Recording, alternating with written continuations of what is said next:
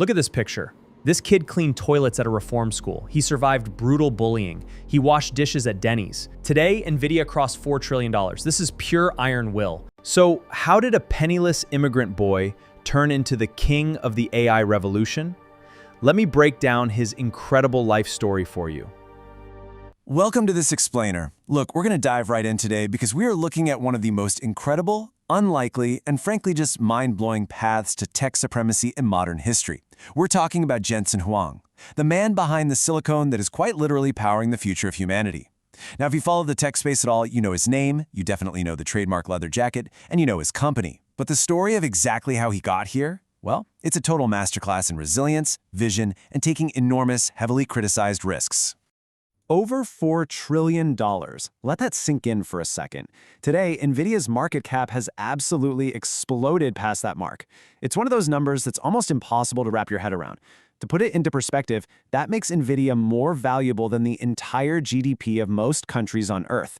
And this explosive growth, it hasn't been some slow, century-long climb. It's been driven like an absolute rocket by the unprecedented, insatiable global demand for artificial intelligence. Literally every major tech giant is just clamoring for Nvidia's hardware. But here is where the story gets super fascinating. Because to really understand how Jensen Huang became one of the wealthiest and most influential tech icons in human history, we have to look far away from the gleaming servers of Silicon Valley. We have to look back to a childhood of extreme adversity. We really have to ask ourselves, how does a 9-year-old immigrant whose daily chore was cleaning reform school toilets grow up to build the absolute foundation of the future of tech? The contrast is just staggering. So to answer that, let's start with our first chapter. Section 1. Early hardships. Forged by adversity. Okay, let's set the scene. It's 1963, and Jensen is born in Tainan, Taiwan. By the time he's 9, the threat of the Vietnam War and growing political instability in Southeast Asia forces parents to make a really heartbreaking but necessary decision. They send Jensen and his older brother to the U.S. for their own safety, to live with an uncle in Tacoma, Washington. Now, his uncle thought he was sending the boys to this prestigious Kentucky boarding school called the Oneida Baptist Institute. But man, there was a massive disconnect between expectation and reality here. It wasn't some elite boarding school. Actually, scratch that. It was a strict, incredibly harsh religious reform academy for deeply troubled youths. Just imagine being 9 years old, thousands of miles away from your parents in a foreign country, and being dropped into that environment. Life at Oneida was brutal for young Jensen. We're talking severe bullying and awful racial slurs on a daily basis. He actually later recounted that he would literally brush his teeth in the morning, standing right next to kids who were carrying pocket knives. And on top of navigating all that physical danger, his assigned daily chore was scrubbing the school's dormitory toilets. But, here is where the Jensen Huang ethos really begins to take shape. Because instead of breaking his spirit, these grueling, terrifying daily realities forged his famous resilience. He learned to survive. He built this absolute iron will that would become the bedrock of his future leadership. And that resilience takes us right into our next chapter. Section 2. The Denny's era and building that work ethic. Eventually, his parents were able to immigrate to the U.S., and the family joyfully reunited in Oregon.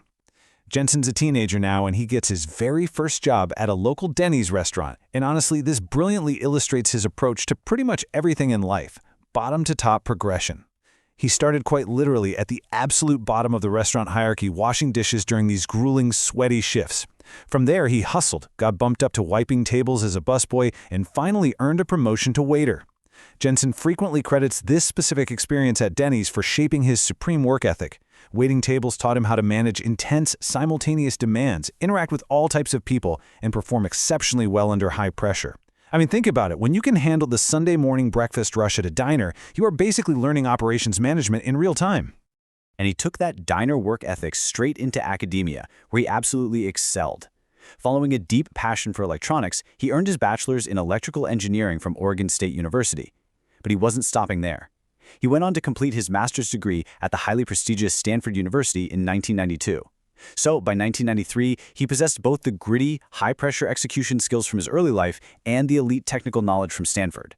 He was totally ready to take the ultimate entrepreneurial leap. And where do you think he took that leap? In 1993, Jensen sits down with two engineer friends, Chris Malachowski and Curtis Preem. But they didn't meet in some sleek Silicon Valley boardroom. No way. They met in a booth at the very same Denny's restaurant where Jensen used to wash dishes.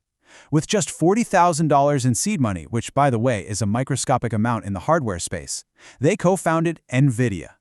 Their vision was bold, to revolutionize computer graphics by engineering 3D acceleration hardware. They wanted to make computers visually come alive, which brings us to the next pivotal era. Section 3, Founding the GPU Empire and Revolutionizing Graphics. Now let's be super clear here. The path to tech dominance was anything but a straight line. In fact, Nvidia faced extreme financial risks and almost went completely bankrupt in the mid-1990s. They were quite literally fighting for their lives. The crucial part is how they saved themselves. Their massive, history-making breakthrough finally arrived in 1999 with the launch of the GeForce 256. With this specific piece of hardware, Nvidia literally coined the term GPU, or Graphics Processing Unit. They delivered the world's first true 3D acceleration hardware to the consumer market. It saved the company, it completely dominated the gaming industry, and it put Nvidia on the map for good. But if the story just ended with video game graphics, Nvidia wouldn't be worth $4 trillion today. And that leads us to the single most important pivot in the company's entire history. Section 4, the multi-billion-dollar bet, the pivot to AI. Fast forward with me to 2006. Jensen Huang looks at his incredibly successful graphics chips, and he has this realization. He sees that they are exceptionally good at doing thousands of tiny mathematical calculations all at the exact same time. So he thinks, what if we let scientists and researchers use this massive computing power for things other than just video games? So he introduces CUDA. CUDA was a programming platform that unlocked the GPU. It allowed it to solve incredibly heavy, complex mathematical problems. Basically, it transformed a standard graphics card into a generalized supercomputer. But there was a massive catch here. Building CUDA cost billions of dollars in research and development, and Wall Street, they highly criticized this move at the time because it severely impacted Nvidia's bottom line. Analysts were just furious. I mean, from their perspective, they couldn't understand why a highly profitable video game chip company was lighting billions of dollars on fire to build a math platform that barely anyone was even asking for yet. Jensen's stock took an absolute beating. The pressure was immense. And this right here is exactly where that resilience from the reform school and the diner truly shines. He didn't buckle under Wall Street's criticism, not even a little. He weighed the risk versus the reward. Yes, the risk was crippling short-term profit losses and angry shareholders. But the reward? The reward was laying the core architectural foundation for modern artificial intelligence computing. He saw a future that the financial analysts just flat out couldn't see, and he held his ground, continuing to pour money into CUDA for years before it ever truly paid off. And we all know how that turned out, right? A decade and a half later, the generative AI boom erupted. When companies like OpenAI needed unfathomable amounts of parallel computing power to train their massive models, they looked around and only one company had the hardware and the software platform ready to go. Because of that wildly criticized 2006 bet, Nvidia's specialized chips became the undisputed foundational infrastructure powering almost all AI software across the globe today. That exact pivot is what rocketed Nvidia's value to historic trillion-dollar heights and secured Jensen Huang's legacy forever. So as we wrap up this explainer on Jensen Huang's unbelievable journey, from a 9-year-old cleaning toilets in a harsh reform school, to washing dishes at Denny's, to commanding a $4 trillion empire, I want you to think about that defining moment of his career. It wasn't just about being smart. It was having the absolute iron will to stick with a deeply unpopular vision. So I'll leave you with this question.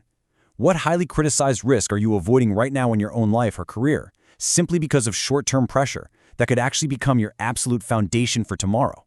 Think about that for a bit. Thanks so much for learning with us today.